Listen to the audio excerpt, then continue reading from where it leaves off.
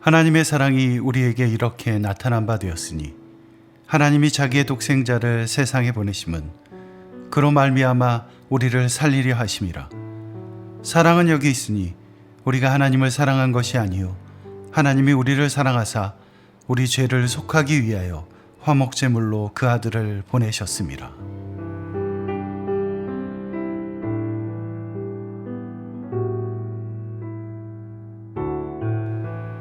교회 다니지 않는 사람들에게 성경 이야기 중 믿지 못하겠는 것을 하나 대보라고 하면 어떤 대답들이 나올까요? 아마도 그 대답의 첫 자리를 다툴 것 중 하나가 동정녀 탄생일 것입니다. 남자를 모르는 여자가 혼자 아이를 갖는 것은 과학적으로 불가능한 일이기 때문입니다. 하지만 그럼에도 불구하고 동정녀 탄생은 기독교 신앙의 가장 중요한 축을 이루는 진리입니다. 사도신경도 동정녀 탄생에 대한 믿음을 이렇게 고백합니다. 그는 성령으로 잉태되어 동정녀 마리아에게서 나시고. 왜 사도신경은 예수님에 대한 신앙 고백을 그렇게 믿기 어려운 일에서부터 시작하는 것일까요? 예수님에 관한 것 중 믿어질 만한 것들도 많을 텐데 말이죠. 그런데 여기에는 분명한 이유가 있습니다. 오늘 본문 요한일서 4장 9절에서 10절은 그 비밀을 풀어주는 열쇠와 같습니다. 요한은 하나님께서 자기의 독생자를 세상에 보내신 이유가 우리를 살리려 하심이라고 씁니다. 하나님의 아들은 우리 죄를 속하기 위하여 화목제물이 되셨습니다. 한마디로 예수님은 우리를 살리기 위한 화목제물로 이 땅에 오신 것입니다. 여기에 열쇠가 있습니다.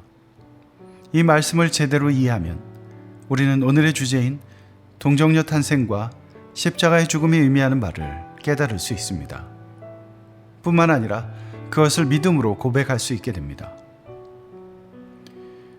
우리는 지난 시간까지 성부 하나님을 향한 믿음의 고백을 지나 성자 예수님, 하나님의 유일하신 아들 우리 주 그리스도에 대한 믿음의 고백에 대한 말씀을 들었습니다. 우리가 하나님을 천지의 창조주로 믿는다면, 또한 그 하나님의 한없는 사랑과 전능하신 능력을 믿는다면, 예수님께서 그분의 유일하신 아들이심을 믿는다면, 사실 예수님의 성육신, 동정녀 탄생을 믿는 것은 그리 어려운 일이 아닙니다. 물론 우리의 제한된 이성과 가치관에 따른 판단으로는 믿기 어렵습니다. 하지만 전능하신 하나님과 독생자 예수님을 향한 믿음이 우리의 이성과 과학을 초월하는 것이라면 예수님께서 이 땅에 오시는 방법이 특별하다는 것을 믿지 못할 이유도 없습니다. 남자를 모르는 여자를 뜻하는 동정녀가 아기를 갖는 것은 분명 과학적으로 불가능한 일입니다. 하지만 하나님을 과학에 가둘 수는 없는 노릇입니다. 만일 그 안에 갇힌다면 어떻게 그분을 창조주 하나님이라 부를 수 있겠습니까? 하나님께서는 말씀으로 천지를 창조하셨습니다. 우리가 과학적인 방법을 통해 규명하고자 하는 이 세상의 모든 만물을 지으신 분이 바로 하나님이십니다. 그런데 그 하나님께서 우리 죄를 속하기 위해 독생자를 보내시되 처녀의 몸에 보내셨다는 것입니다. 여기서 우리는 더 이상 어떻게 라고 물을 수 없습니다. 하나님은 전능하시기 때문입니다. 사람을 만드시고 그들로 하여금 자녀를 잉태하도록 만드신 분이 하나님이라면 그분이 좀 더 특별한 방법으로 그것을 행하시지 못할 이유는 없기 때문입니다. 그러므로 우리는 예수님께서 이 세상에 오신 방법이 가능한 것인지 아니면 불가능한 것인지를 논하기보다는 왜 그렇게 오셔야 했는지를 물어야 합니다. 동정녀 탄생이 의미하는 것이 무엇인지를 물어야 하는 것입니다. 오늘 본문 요한일서 4장 9절은 독생자를 세상에 보내신 하나님의 목적을 분명히 알려줍니다. 하나님이 자기의 독생자를 세상에 보내심은 그로 말미암아 우리를 살리려 하심이라. 예수님은 아무런 목적도 없이 이 땅에 오신 것이 아닙니다. 그저 산책하듯 자신이 만든 이 세상을 구경하기 위해 오신 것도 아닙니다. 하나님께서는 분명한 목적을 가지고 독생자 예수님을 이 땅에 보내셨습니다.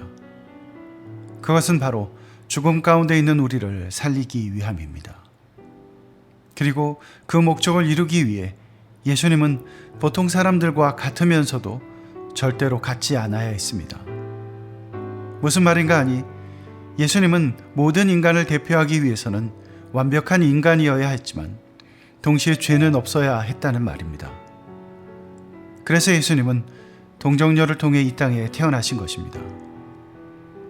만일 예수님께서 정상적인 인간의 부부관계를 통해 태어나셨다면 예수님은 단지 하나님의 사랑과 지혜로 그 몸과 마음을 채운 사람에 지나지 않았을 것입니다.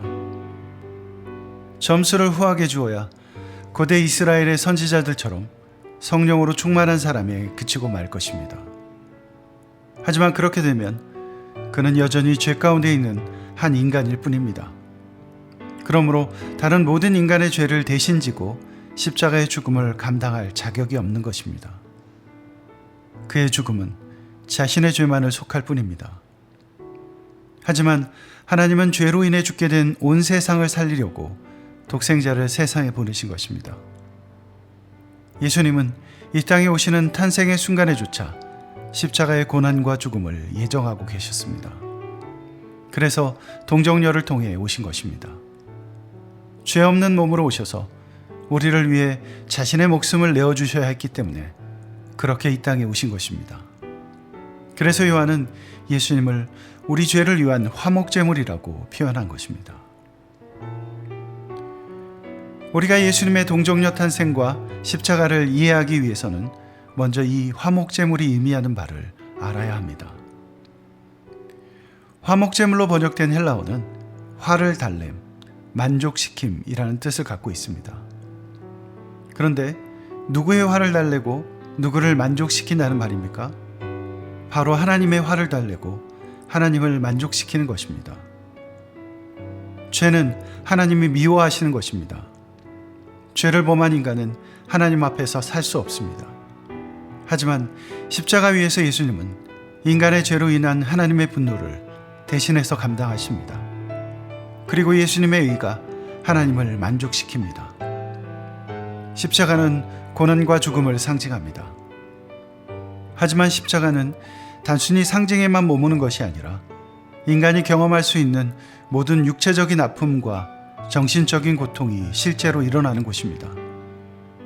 그런데 우리가 주목해야 할 것은 십자가 위에서 예수님이 감당하신 가장 큰 고통은 그런 육체적인 것이나 정신적인 것이 아니었다는 사실입니다. 예수님은 이렇게 외치신 후 돌아가셨습니다.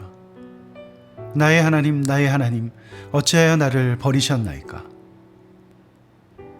십자가 위에서 예수님이 감당하셔야 했던 가장 큰 짐은 다른 것이 아니었습니다.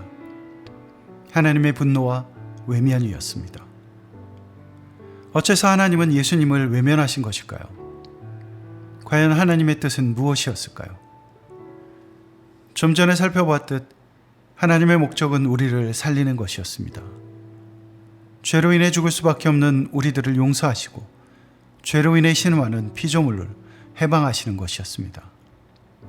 그런데 그것은 죄인들에게 자비를 베풀어 용서하는 동시에 죄를 심판하는 둘 다를 의미합니다.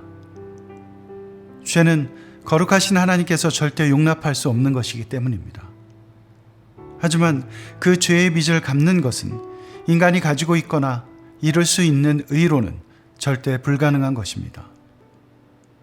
그것을 이룰 수 있는 유일한 방법은 죄 없는 분, 하나님의 독생자가 죄인들을 대신해서 죽는 것뿐이었습니다. 예수님께서 우리가 받아야 할 하나님의 분노와 외면을 받았을 때 우리의 죄는 사라지고 그분의 의가 우리의 것이 되었습니다. 그리고 하나님과 그분의 피조물인 인간이 예수 그리스도 안에서 다시금 화목하게 되었습니다. 여기서 사용된 화목도 매우 중요한 단어입니다. 보통 우리는 사이가 좋은 가족을 보면서 화목하다고 말합니다. 하지만 성경에서 사용된 화목은 그것과는 좀 다른 뜻으로 사용됩니다. 신약에서 예수님의 사역을 화목으로 묘사할 때 그 의미는 적의를 제거하고 선하고 올바른 관계가 회복됨으로써 불화가 종결되는 것을 의미합니다. 그러므로 예수님께서 죄인된 우리와 하나님의 관계를 화목하게 했다는 것은 우리의 죄로 인해 생겨난 하나님과 인간 사이의 적의를 제거하고 하나님과 우리의 관계를 회복시켰다는 것을 의미합니다. 여기에 더해 동정녀 탄생과 십자가의 고난과 죽음을 온전히 이해하기 위해 우리가 알아야 할 표현이 하나 더 있습니다. 그것은 바로 흠없는 입니다. 구약시대 이스라엘 백성은 하나님 앞에 자신들의 죄를 들고 나아가 제사를 드려야 했습니다. 그리고 여기에는 화목제물이 필요했습니다. 그런데 화목제물에는 매우 중요한 조건이 하나 붙었습니다. 그것은 바로 흠없는 입니다. 희생제물은 흠이 없는 것이어야 했습니다. 그래서 제사와 관련된 구절들을 보면 흠없는 이라는 전제가 계속해서 나옵니다. 제사장은 흠없는 양의 머리에 손을 얹어 죄를 그 양에 전가했습니다. 하나님은 그 양의 피를 받으시고 이스라엘 백성의 죄를 사하셨습니다. 이제 동정녀 탄생에 의미하는 바가 더욱 분명해졌습니다. 예수님은 우리와 하나님 사이의 화목제물이 되시기 위해 이 땅에 오셨습니다. 흠없는 제물로 오시기 위해 동정녀의 몸속으로 오신 것입니다. 십자가라는 목적 없이 동정녀 탄생, 성육신은 설명될 수 없습니다. 또한 동정녀 탄생 없이는 십자가의 고난과 죽음도 의미를 잃게 됩니다. 사람에게 탄생과 죽음은 인생의 시작과 끝을 의미합니다. 하지만 예수님께는 탄생도 그리고 죽음도 새로운 시작을 의미합니다. 예수님의 동정녀 탄생과 십자가의 고난을 통한 죽음은 동전의 양면과 같습니다. 늘 함께 생각해야만 하는 것입니다. 이 두 사건은 우리를 향한 하나님의 사랑이 얼마나 큰 것인지를 드러내 보여줍니다. 그래서 사도신경은 예수님의 동정녀 탄생과 십자가의 고난과 죽음을 한 문장으로 고백하는 것입니다. 그는 성령으로 잉태되어 동정녀 마리아에게서 나시고 본디오 빌라도에게 고난을 받아 십자가에 못 박혀 죽으시고, 바라기는 우리를 사랑하셔서 독생자를 이 땅에 보내신 하나님의 사랑과 자신의 희생으로 우리의 죄를 사하신 예수 그리스도를 믿는 믿음 위에서 이 고귀한 문장을 자신의 것으로 고백하는 우리 모두가 되길 간절히 소망합니다.